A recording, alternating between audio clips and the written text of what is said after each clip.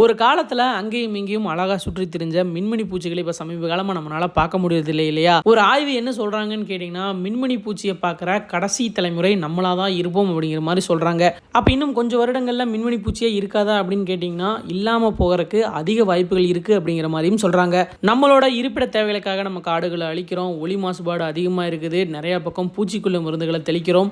இது எல்லாமே பார்த்தீங்கன்னா மின்மினி பூச்சியோட இனப்பெருக்கத்தை தடுக்கிறது மட்டும் இல்லாமல் அதோட வாழ்வியலையே சிதைக்குது அப்படிங்கிற மாதிரி கண்டுபிடிச்சிருக்காங்க. மின்மினி பூச்சியோட எண்ணிக்கை ஆண்டுதோறும் பார்த்தீங்கன்னா 1-2% குறைஞ்சிட்டே வருது அப்படிங்கிற மாதிரி கணக்கெடுப்புகள் சொல்லுது. நிறைய பூச்சிகளுக்கு இல்லாத ஒரு ஸ்பெஷல் இந்த பூச்சிக்கு என்ன இருக்குன்னு கேட்டிங்கன்னா, இது வந்து ஒளிரும் திறன் கொண்டது.